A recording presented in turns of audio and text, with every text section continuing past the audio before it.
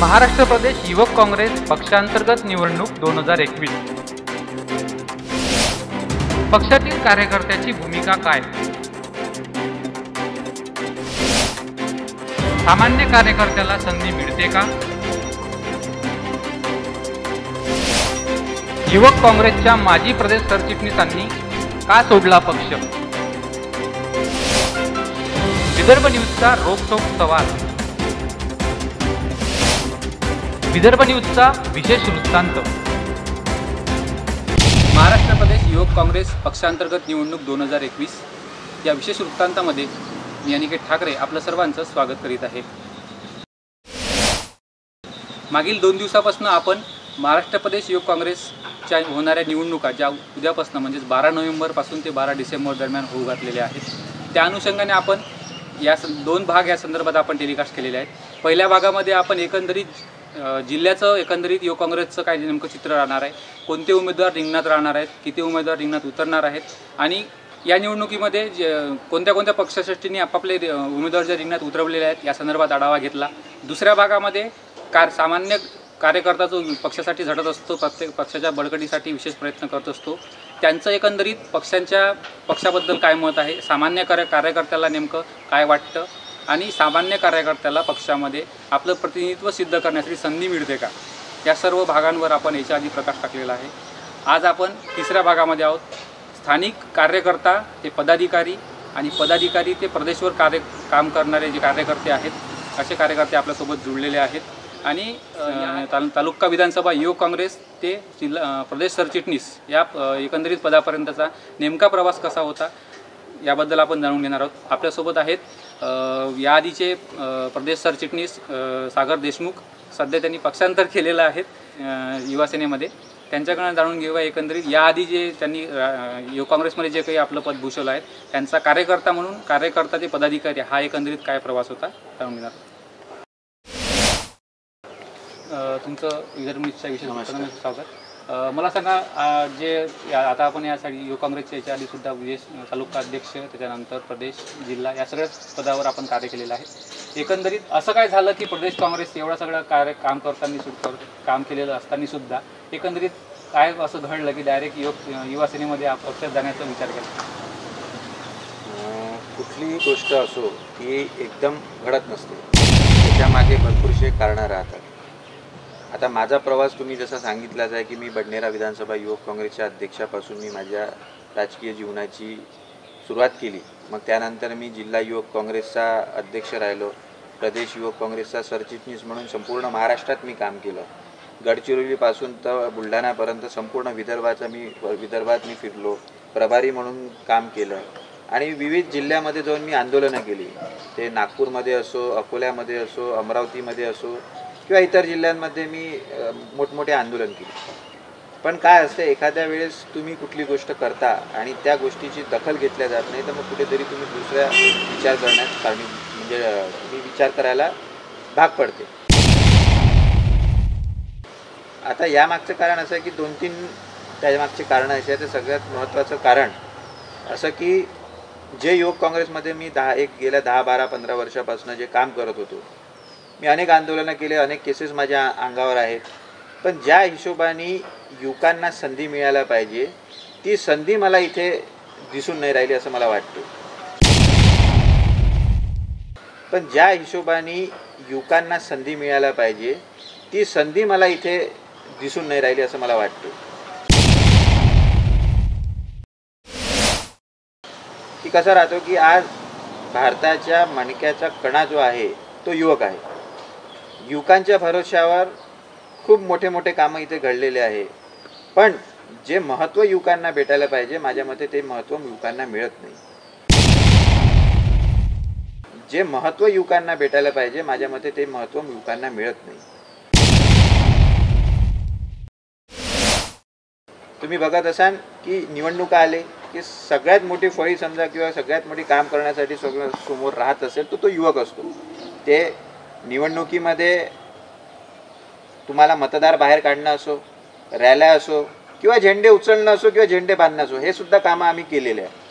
पण ज्यावेळेस काही द्यायची वेळ येते, ज्यावेळेस निवडणुकीचा विषय येतो, ज्यावेळेस कुठल्या मोठ्या पदावर जायचा विषय येतो, तर या युवकांना कुठेतरी डावलल्या जाते असं मला वाटते.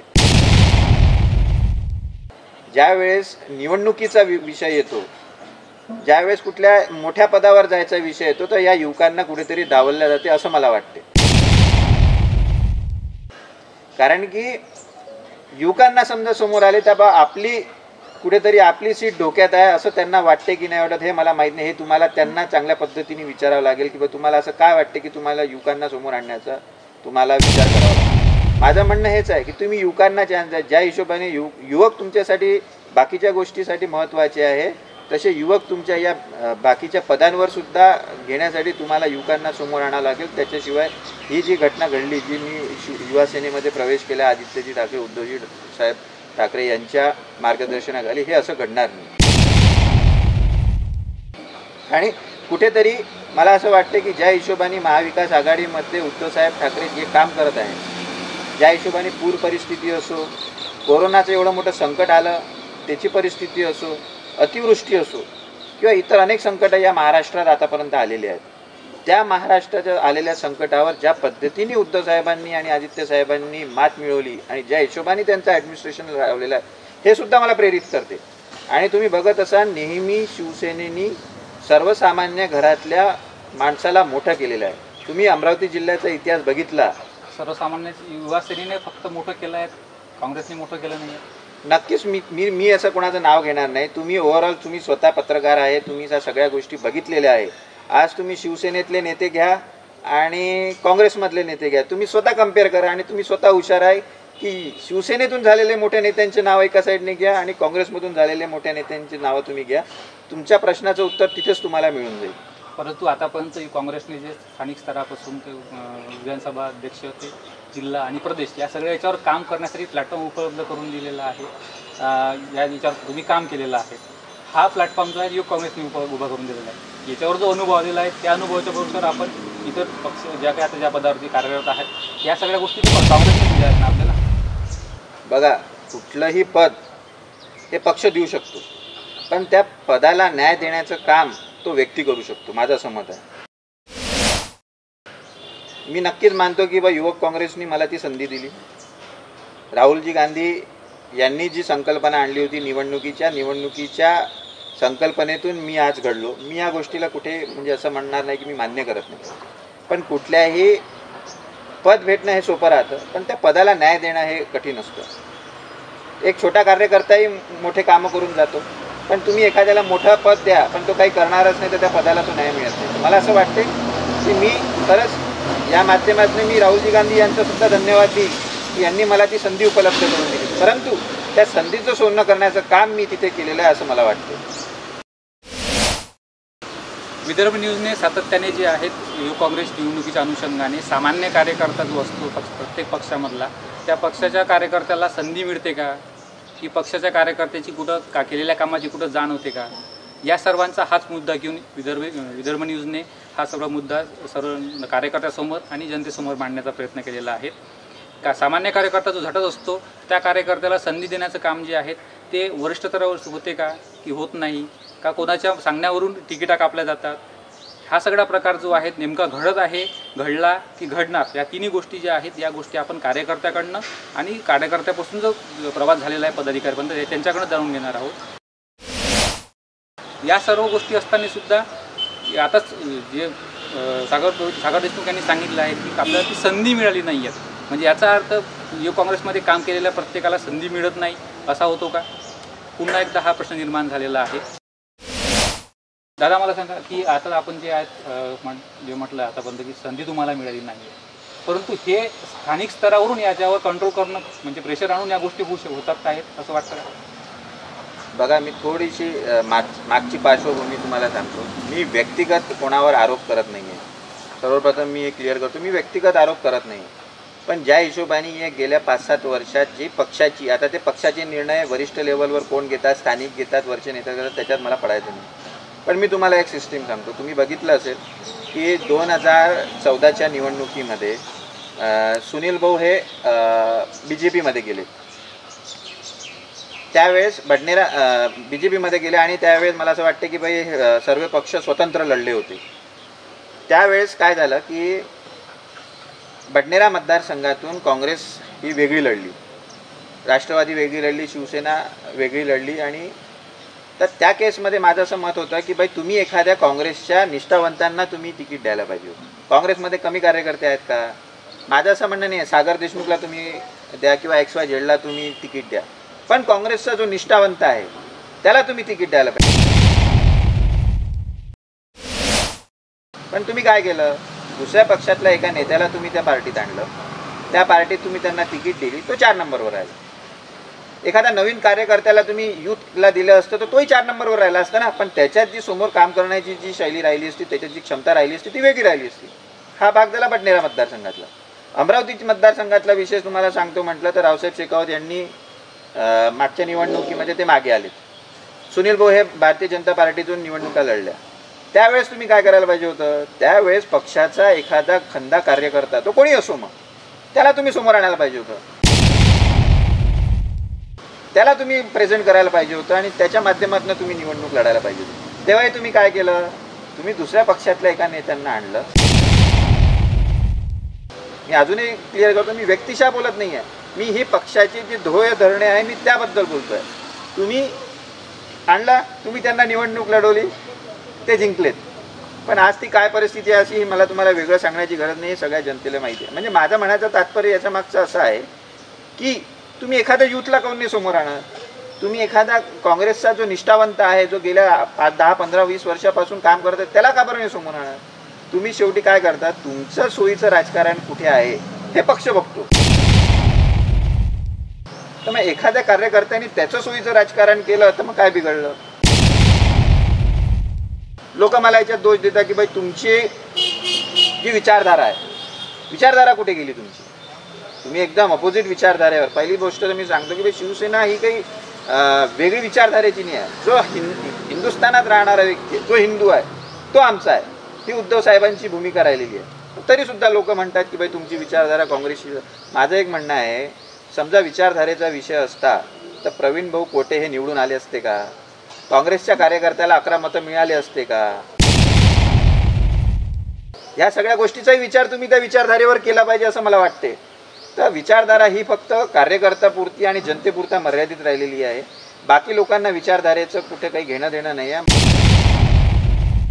मग आपल्यासारख्या कार्यकर्त्यांनी, छोट्या कार्यकर्त्यांनी समजा हा विचार केला आणि वेगळं पाऊल उचललं तर मला असं वाटतं कुठे चुकीचं आम्ही केलेलं नाही. एकंदरीत पक्षसृष्टीकडनं संधी दिली जाते, परंतु वेळ आल्यानंतर ती संधी पुन्हा कट केली जाते किंवा ते संधी दिली जाते. म्हणजे वेळ जेव्हा गरज असते तेव्हा संधी मिळत नाही, जेव्हा गरज नसते, जेव्हा कुठे त्या ठिकाणी मोर्चे आंदोलन करायचं त्यावेळेला कार्यकर्ता वापरला जातो. आणि जेव्हा ऐन वेळ येते तिकीट देण्याची किंवा त्यांना वरच्या स्तरावर नेण्याची त्यावेळेला हे सगळे जे संधी मोडण्याचं काम जे होत आहे हे पक्षसृष्टीकडनं होत आहे. मी तर तुम्हाला क्लिअरली सांगितलं ना, म्हणजे जी पक्षाची ध्येय धोरणं आहे, म्हणजे कुठल्या पद्धतीने ते विचार करतात. मी तुम्हाला 2 उदाहरणं दिले, निवडणुकीची उदाहरणं दिले की बा हे असं असं होते, हे का बरं होते, हे कोण करतं, हे याचं प्रश्नाचं उत्तर मला असं वाटतं वरिष्ठच देऊ शकेल. पण हा आम्हालाच पडणारा प्रश्न आहे की बे हे असं करते कोण. या प्रश्नाचं उत्तर तुम्ही त्यांना विचारून आम्हाला सांगा असं मला वाटतं की बा कुठेतरी युवकांनाही माहीत पडलं पाहिजे की बा आपल्यासोबत जो अन्याय होतो किंवा आपल्यासोबत जो तिकिटीचा विषय होतो किंवा निवडणुकीचा विषय ज्यावेळेस येते तर हा प्रश्नाचं उत्तर तुम्ही नेत्यांना विचारून आम्हाला कळवायला पाहिजे की बा त्याच्या मागचं कारण असं आहे बा म्हणून. एकंदरीत याआधीसुद्धा आपण रावसाहेब शेखावतच्या माध्यमातून याला आपण सुरुवात केली होती, त्याच्यानंतर आपण यशोमतीताईसोबत सुद्धा जुळले. या सगळ्या एकंदरीत प्रवासामधनं आणि यशोमतीताई ठाकूर यांच्या किचन कॅबिनेटमधला एक कॅन्डिडेट आणि एक विश्वासू कार्यकर्ता म्हणून तुमच्याकडे युवक काँग्रेसच्या माध्यमातून बघितलं गेलं होतं. आपण हे काय की यशोमती एवढ्या क्लोज असून सुद्धा तडकाफडकी हा निर्णय घेतलेला आहे. हा निर्णय स्वतःचा आहे की कोणाला तुम्ही कोणाच्या पाठपुराव्यानं किंवा कोणाला सपोर्ट म्हणून हा निर्णय घेतला? नाही, यशोमतीताई ठाकूर ह्या माझ्या आयडल आहेत.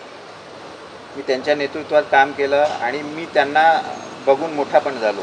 त्यांची काम करण्याची शैली, त्यांची काम करण्याची पद्धत मी त्याला प्रेरित झालो. त्याच्याबद्दल कुठलाही दुमत नाही आणि ती मला कोणासमोर बोलायला मला कुठल्या गोष्टीची लाज पण नाही. प्रश्न हा आहे की तुम्ही यशोमती, माझं हेच म्हणणं आहे की ज्या पद्धतीने मी सांगितलं की बुवा या हिशोबाने सिस्टीम चालू आहे. बघ जेव्हा नेता प्रत्येक वेळेस आपलं राजकारण बघतो, तर मग एखाद्या कार्यकर्त्यांनी त्याच्या सोयीच्या हिशोबाने समजा कुठली गोष्ट केली तर ती कुठे वावगं नाही. परंतु कार्यकर्त्याने आपल्या सोयीची गोष्ट जर केली तर तो कार्यकर्ता दुरावला जातो, तेव्हा वाईट टाकल्या या सगळ्या गोष्टी होतात. जर कार्यकर्त्याने आपल्या स्तरावर निर्णय घेऊन आपल्या हिशोबाचं ज्या पद्धतीचं राजकारण जर केलं तर त्यासाठी कार्यकर्ता म्हणून तो बाहेर होऊन जातो, त्या सिस्टीममधून बाहेर होऊन जातो. मग त्याला सर्व गोष्टी वैयक्तिकच कराव्या लागतात. परंतु जेव्हा काही काम असतं तेव्हा कार्यकर्ता बोलला जातो. परंतु जेव्हा असं काही केल्यानंतर तो बाहेर सावरला जातो असं वाटतं. नाही, कसं आहे, शेवटी व्यक्तिगत निर्णय घेत असताना तुम्ही प्लस मायनसचा विचार केला पाहिजे. आणि तो मी सुद्धा केला की मी चांगलं केलं तर मी काय होऊ शकते आणि नाही वाईट झालं तर माझं काय. हा व्यक्तिगत तुमचा प्रश्न राहतो किंवा तुमचा डिसिजन हे व्यक्तिगत राहते. तुम्ही जसं म्हटलं की दुरावला जातो, ह्या पण गोष्टी पॉसिबल आहे, पण तुम्ही मोठे पण होऊ शकता याही मागचा विचार तुम्ही केला पाहिजे. शेवटी कुठलाही निर्णय घेत असताना त्याच्या प्लस मायनसेस होत असतात आणि काहीतरी तुम्हाला चांगलं करायचं असेल तर कठोर निर्णय घ्यावे लागत असतात आणि तोच कठोर निर्णय मी घेतला आहे. युवक काँग्रेसच्या माध्यमातून जे आहेत आणि जे काही कार्यकर्ते काम करत असतात, पक्षाच्या बळकटीसाठी प्रयत्न करत असतात, त्यांना येणाऱ्या स्थानिक स्तरावरच्या ज्या निवडणुका असतील किंवा त्या निवडणुकीमध्ये उतरण्यासाठी एक संधी मिळावी या अनुषंगाने प्रत्येक कार्यकर्त्याला एक आशा असते. परंतु आतापर्यंत ज्या कुठल्या युवक काँग्रेसच्या आतापर्यंत निवडणुका झाल्याही असतील आणि युवक जिल्हा, तालुका आणि प्रदेश या 3 स्तरावर देखील काम करणारे युवक जे आहेत त्यांना अद्यापपर्यंत जे आहेत येणाऱ्या ज्या काही निवडणुका झाल्या त्या निवडणुकीमध्ये आतापर्यंत किती युवक काँग्रेसच्या कार्यकर्त्यांना चान्स मिळाला आहे, किती युवक काँग्रेसच्या कार्यकर्त्यांना तिकीट मिळालं? तिकिटाचा तर प्रश्न असा आहे की मला नाही वाटत की खूप मोठ्या प्रमाणात तिकिटा युवक काँग्रेसच्या कार्यकर्त्यांना मिळालेली आहे. आणि ही सुद्धा जी निवडणुका होत आहे की बा हे म्हणतात की बा सर्वसाधारण घरातल्या व्यक्तीसाठी आहे, ठीक आहे, माझ्यासारखे सर्वसाधारण व्यक्ती पण त्या निवडणुकीच्या प्रक्रियेतूनच मी राजकारणात आलो आणि मी आज इथपर्यंत पोहोचलेलो आहे. पण मला असं कुठेतरी वाटते की यामध्ये नेत्या लोकांचे पण खूप मोठा इंटरफिअरन्स राहतो की या निवडणुकीच्या माध्यमातून खूप याचे ड्रॉबॅक्ससुद्धा आहे माझ्या मते. आणि हे मला असं वाटते काँग्रेसचे भरपूर नेतेसुद्धा मान्य करतील. कारण की याच्यातून गटातटाचं राजकारण खूप जास्त समोर येतो की बाबा हा त्या गटाचा, हा या गटाचा, मग तो अध्यक्ष झाला मग उपाध्यक्षाला बोलवत नाही. आणि हे मी स्वतः फेस केलेले आहे म्हणून तुम्हाला सांगतो आहे की अध्यक्ष फलाना गटाचा आहे, उपाध्यक्ष फलाना गटाचा आहे, मग अध्यक्ष उपाध्यक्षाला बोलवत नाही. आणि खूप जास्त गटातटाचं राजकारण या माध्यमातून होतं. आणि तसेही यामध्ये तुम्ही प्रदेश लेवलला समजा बघाल तर प्रदेश लेवलला सगळे मोठ्या नेत्यांचे मुलं आहेत अध्यक्षपदासाठी उभं राहतात. त्याच्या मागचं कारण असं की सर्वसाधारण व्यक्ती त्याच्यासाठी उभंच राहू शकत नाही. म्हणजे फ्रँकली सांगू तर उभंच राहू शकत. का बरं उभं नाही तुम्ही विचाराल की बा का उभं राहू शकत नाही? कारण की राहुल का उभं राहू शकत नाही म्हणजे काय, आर्थिक पाठबळ त्याला महत्त्वाचं असते, निवडणुकीला असते, बरोबर आहे. परंतु आणखी कुठल्या गोष्टीचं की त्याला सामान्य कार्यकर्ता सुद्धा त्या स्टेजपर्यंत पोहोचू शकत नाही. नक्कीच नाही पोहोचू शकत नाही. आज तुम्ही बघा, मी ज्या वेळेसपासून निवडणुकीत होतो, आता याही प्रक्रियेत मला थोडीफार त्याच्यातली माहिती आहे की 50 रुपये त्याची काहीतरी मेंबरशिपची फीज आहे. मला एक गोष्ट सांगा, मी सर्वसाधारण घरातला मुलगा, मी 50 रुपये त्याची मेंबरशिप फीज मी कुठून भरणार आहे? मी एकटा भरून टाकेल. पण जिथे 100, 200, 500, हजारोच्या संख्येने जी जेव्हा मेंबरशिप होते, लाखोच्या संख्येने जेव्हा मेंबरशिप होते आणि गुणीला मल्टिप्लाय बाय तुम्ही 50 रुपये करा तर ते किती संख्येने जाते हे तुम्ही स्वतःच कॅल्क्युलेशन त्याचं लावून. मग हा पैसा कुठून येतो? हा माझ्यासारखा सर्वसाधारण घरातला मुलगा नाही लावू शकत. मग त्याच्यासाठी म्हणून मग काय होईल तर मग प्रदेश लेवलचे जे मोठे नेते आहेत, ज्यांचे मोठ्या नेत्यांचे जे मुलं आहे हेच ते पैसे इन्व्हेस्ट करू शकतात आणि ते मोठे पदं घेऊ शकतात. मी ग्राउंड लेवलवर किती काम केलं आणि मी ग्राउंड लेवलवर कितीही भांडलो किंवा झगडलो तर मी ते होऊ शकत नाही. कारण की माझ्या मागे तो पैशाचा पाठबळ किंवा नेत्यांचा पाठबळ आहे. सामान्य कार्यकर्ता जो याचे कारण युवक काँग्रेसच्या निवडणुकीत उतरणार आहे, काही लोक आकर्षित होतील ही गोष्ट वेगळी. परंतु हा जो कार्यकर्ता या ठिकाणी उतरलेला आहे, हा कार्यकर्ता जो आहे मग या कार्यकर्ता जो गर्दी करायसाठीच आहे का, किंवा या कार्यकर्त्यांना रॅलीमध्ये झेंडे घेऊन समोर राहावं का, किंवा कार्यकर्त्यांनी फक्त कोणत्या आपल्या नेते असते नेत्यांचे वाढदिवसाचे पोस्टर लावावे, फ्लेक्स बॅनर लावावे, यापुरता कार्यकर्ता मर्यादित आहे? बघा, हा व्यक्तीचा विषय आहे. कोणाला काय करायचं आहे ते त्याच्या स्वतःवर व्यक्तीवर निर्भर करते. कारण की कसं आहे, कार्यकर्ते हे प्रत्येकाला हवे असते आणि त्या कार्यकर्त्यांचे काय काम आहे हे मी सांगायच्या ऐवजी तुम्हीच मला सांगितलं झेंडे लावायचे आहे का, बॅनर पोस्टर लावायचे आहे का, हा सगळा विषय त्याच्यात आहे. पण हे त्या कार्यकर्त्याला ठरवायचं आहे की आपल्याला भविष्यात राजकारण कुठल्या पद्धतीने करायचं आहे आणि आपल्याला भविष्यात निवडणुकीचं राजकारण करायचं आहे की समाजसेवा करायची आहे की काय करायचं, हा त्याचा व्यक्तीचा विषय. शेवटी कार्यकर्ता हा प्रत्येक पक्षाच्या, म्हणजे तो शिवसेना असो, काँग्रेस असो, राष्ट्रवादी असो, किंवा इतर पक्ष असो, कार्यकर्ता हा प्रत्येकाला लागतो. पण मी या मताचा आहे की ज्या वेळेस आपण काम करत असतो तर आपली नैतिक जबाबदारी राहते की आपल्या कार्यकर्त्यांचा आपण विचार केला पाहिजे. त्याचं सुख काय, त्याचं दुःख काय, त्याला कुठल्या गोष्टीची अडचण आहे, त्याला कुठल्या पदाची आशा आहे, हे जोपर्यंत नेते लक्षात घेणार नाही, जोपर्यंत माझ्यासारखा सामान्य घरातला माणूस हे लक्षात घेणार नाही, तोपर्यंत मला असं वाटतं की राजकारणाची परिभाषा बदलणार. राजकारणामध्ये जिथले स्थानिक स्तरावर ज्या काही राजकारण होऊन आहे घडत होतं, ते आतापर्यंत या सगळ्या गोष्टी म्हटलं आहे की त्याचं सुखदुःख काय एका कार्यकर्त्याचं, याची दखल आतापर्यंत कुठल्या तरी पक्षश्रेष्ठींनी घेतली आहे का? नाही, घेतली असती तर मला असं वाटते की बाबा हा आज माझ्यासोबत मी जे काही शिवसेनेत प्रवेश केला किंवा काय, तर हे घडलं नसतं. आणि हे माझं असं त्यांना विनंती आहे या माध्यमातून, मी तुम्ही सुद्धा तुमच्या सामान्य कार्यकर्ता का नसो, त्याला तुम्ही त्याच्या सुखादुःखात त्याचे प्रॉब्लेम तुम्ही समजून घ्या, जेणेकरून त्यालासुद्धा ही वेळ येणार नाही आणि तो तुमच्यासोबत कंद्याला कंदा लावून शेवटपर्यंत तो तुमच्यासाठी भांडत राहील. आजपर्यंत युवक काँग्रेसचा एकही युवक काँग्रेसचा आमदार झालेला आहे किंवा आमदारची तिकीट मिळालेली आहे, जिल्हा परिषद अध्यक्ष झाला आहे, जिल्हा परिषद सदस्य झाला आहे, महानगरपालिकेचा महापौर झाला आहे, असं एक तरी उदाहरण युवक काँग्रेसमध्ये आहे का आतापर्यंत तुमच्या प्रवासात? नाही, आहेत, असं नाही आहेत, पण त्याचं खरं सांगू म्हटलं तर ते सगळे राजकीय पार्श्वभूमी असलेलेच लोक आहे की ज्यांना सर्वसाधारण जे आमदार बनलेले आहे. युवक काँग्रेसमध्ये त्यांनी काम केलेलं आहे, असं नाही की युवक काँग्रेसमध्ये काम केलेलं नाही, युवक काँग्रेसमध्ये काम केलं आहे, पण त्यांना राजकीय पार्श्वभूमी आहे असं मला वाटते. क्वचितच असेल, मला तर नाव आठवत नाही, एखाद दुसरं असू शकते, पण असं खूप कमी पाहण्यात येतं की बा एखादा आमदार बनला, एखादा खासदार बनला. या ठिकाणी सगळ्या सिस्टीममध्ये काम करत असतो, तर कार्यकर्त्याला ह्या सगळ्याच लेवलवरून जे काही पक्षश्रेष्ठी असतील, त्याच्यानंतर प्रत्येक खालच्या स्तरापासून वरच्या स्तरापर्यंत प्रत्येक पक्षाचे कामं करणं, या सगळ्या गोष्टी युवक काँग्रेसमध्ये ही जी सिस्टीम आहे काम करण्याची, याच्यामध्ये बदल होणे आवश्यक आहे असं वाटतं आपल्याला? नाही, मी तर या मताचा आहे की ही सिस्टीमच बंद केली पाहिजे. म्हणजे ही जी त्यांनी निवडणूक प्रक्रिया लावलेली आहे ही चांगली आहे, पण ती 100% तशी होत नाही. त्याच्यात भरपूरशे नेत्यांचं इन्व्हॉल्वमेंट राहतं, त्याच्यात पैशाचा इन्व्हॉल्वमेंट राहतो. तर एका स्थानिक पदाधिकारी म्हणून, विधानसभेचा अध्यक्ष म्हणा किंवा जिल्ह्याचा एक पदाधिकारी म्हणून तुम्ही तिथपर्यंत निवडून येऊ शकता, पण त्याचं राजकारण तिथपर्यंत सीमित राहतं. त्यानंतर तो समोर त्याची वाटचाल, मला असं वाटतं की खूप रेअरली आहे उदाहरणं असे, मी नाही म्हणत, अशी उदाहरणं आहे की युवक काँग्रेसच्या माध्यमातून मी समोर आलो आहे. युवक काँग्रेसमध्ये अजून असे काही पदाधिकारी आहे की जे युवक काँग्रेसच्या माध्यमात, पण याच्यात गटातटाचं राजकारण खूप मोठ्या प्रमाणात दिसून येते. म्हणजे आतापर्यंत सामान्य कार्यकर्त्याला अद्यापर्यंत पुरेसा न्याय मिळाला, पुरेसा म्हटल्याशिवाय न्याय मिळाला नाही, एकंदरीत असं सिद्ध होते आपल्या निवडणुकीच्या प्रक्रियेने. नक्कीच मी असं म्हणेन की बाबा काँग्रेसने, युवक काँग्रेसने नक्कीच या गोष्टीचा विचार केला पाहिजे की युवकांना जास्तीत जास्त प्राधान्य दिलं पाहिजे, कारण की आताची जनरेशन खूप बदललेली आहे, पहिलेसारखा विषय राहिलेला नाही आहे. मोठ्या प्रमाणात तुम्ही युवकांना द्या, मोठ्या प्रमाणात तुम्ही युवकांना समोर आणा आणि नक्कीच ते बदल घडवण्यात पात्र ठरेल असं मला वाटते. या माध्यमातून पक्षश्रेष्ठ विदर्भ न्यूजने जो आहे याआधी सुद्धा प्रश्न उपस्थित केला होता की सामान्य कार्यकर्त्याला संधी मिळणार का, किंवा त्याला फक्त निवडणुका, रॅल्या यासाठीच वापरल्या जाणार. या सर्व याच्या संदर्भात आपण जो आता सागरभाऊ देशमुख यांच्यासोबत संवाद साधलेला आहे, यावरून एकंदरीत हे स्पष्ट होत आहे की सामान्य कार्यकर्ता दुखावला आहे, त्याच्यामुळं दुखावला जात आहे आणि दुखावला जाणार आहे जर पक्षाने वेळीच आपल्या एखाद्या याच्यामध्ये बदल केले नाहीत. हा याच्या आधीसुद्धा आपण विविध कार्यकर्त्यांच्या संदर्भातल्या मतमतांतर जाणून घेतलेलं आहे. त्यांनीसुद्धा म्हटलेलं आहे की कुठेतरी याच्यामध्ये थोडासा बदल व्हायला हवा. आताच आपण जे आहेत तालुका, जिल्हा आणि प्रदेशात तिन्ही स्तरावर काम केलेले कार्यकर्ते, आधीचे युवक काँग्रेसचे प्रदेश सचिव, प्रदेश सरचिटणीस यांच्याशी आपण संवाद साधला. याच्यातून सुद्धा हीच गोष्ट समोर येत आहे की कार्यकर्त्याला जो आहे त्या प्रमाणात न्याय मिळत नाही किंवा त्याला संधीचं सोनं करण्यासाठी एक चान्स मिळत नाही. आतापर्यंतसुद्धा असं खूप प्रमाण कमी आहे की ज्या कार्यकर्त्यांना वरिष्ठ स्तरावर पक्षासाठी काम करण्याची संधी मिळालेली आहे.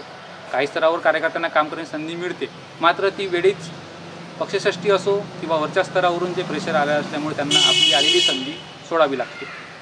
विदर्भ न्यूजने उद्यापासून ज्या 12 नोव्हेंबर ते 12 डिसेंबर दरम्यान ज्या युवक काँग्रेसच्या पक्षांतर्गत निवडणुका होऊ घातलेल्या आहेत, त्या अनुषंगाने जे आहेत एक प्रश्न उपस्थित केला आहे आणि याच प्रश्नाचं उत्तर शोधण्यासाठी आपण याच्यानंतरच्या भागामध्ये आपण विविध जे पदाधिकारी सध्या निवडणुकीला उभे राहिले आहेत त्यांच्याकडनं सुद्धा या गोष्टी जाणून घेणार. कार्यकर्ताचं महत्त्व प्रत्येक एखाद्या पक्षामध्ये काय आहे, कार्यकर्त्याला समान संधी मिळते का, आणि संधी की पक्षश्रेष्ठींचा जेव्हा आग्रह असतो किंवा पक्षश्रेष्ठींचं जे प्रेशर असतं त्याच्यामुळे उमेदवारी सोडावी लागते का, हा प्रश्न पुन्हा एकदा विदर्भ न्यूजने सर्व कार्यकर्त्यांना आणि त्याच्यातच अमरावती जिल्ह्यातील सर्व युवकांसमोर उपस्थित केलेलं आहे. त्याचं उत्तर आपण जाणून घेणारच आहोत. कॅमेरामॅन राहुलसह अनिकेत ठाकरे, विदर्भ न्यूज, अमरावती.